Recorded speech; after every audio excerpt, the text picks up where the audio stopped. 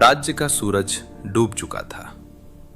महान राजा जिसने वर्षों तक अपने साम्राज्य की रक्षा की, आज शांति से लेटा था, फूलों के बीच, दीपकों की लौ में। लेकिन इस शांति के पीछे था एक तूफान। रानी की चीखें महल की दीवारों से टकरा रही थी, प्रजा रो रही थी और सिंहासन खाली था। और याद रखिए, खाली सिंहासन हमेशा युद्ध को जन्म देता है।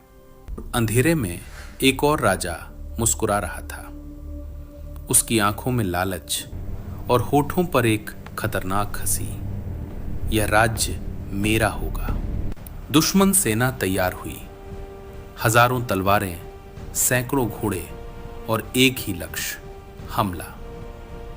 किले के दरवाजे बंद किए जाने लगे। सैनिकों के चेहरे पर डर साफ दिख रहा था।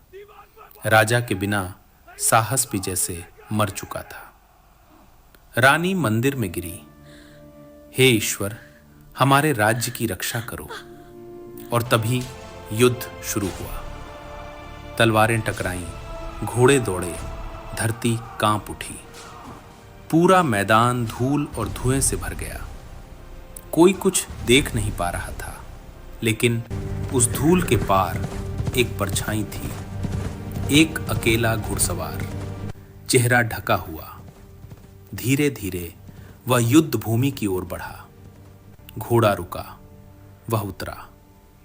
उसके कदमों की आवाज सन्नाटे को चीर रही थी। उसने तलवार निकाली और उसी पल हवा बदल गई। वो बिजली की तरह दुश्मनों पर टूटा, हर वार सटीक, हर कदम दृढ़, जैसे वो मौत से नहीं डरता, जैसे मौत उसे पहचानती हो। सैनिक चिल्लाए, ये कौन है? दुश्मन पीछे हटने लगे और पहली बार दुश्मन राजा की आंखों में डर दिखाई दिया। जमीन पर एक हेलमेट गिरा, धातु की आवाज गूंजी और फिर चेहरा सामने आया। पूरा मैदान सन्न रह गया। वो चेहरा मरे हुए राजा जैसा था। रानी की आंखों में आंसू आ गए। उसे याद आया वर्षों पहले जब उसने जुड़वा बेटों को जन्म दिया था, एक राजकुमार और दूसरा जिसे दुनिया से छुपा लिया गया था। सच्चाई सामने आ चुकी थी। ये वही था, राजा का रक्त, राज्य का असली वारिस, गद्दार मंत्री जिसने षड्यंत्र रचा था, अब सैनिकों के बीच कांप रहा था। धोखा हार चुका था, सत्य जीत चुका था। सूरज फिर से उगा, सिंहासन अब खाली नहीं था और राज्य ने जाना, राजा भले मर जाए, लेकिन उसका साहस, उसका खून और उसका वचन कभी नहीं मरता।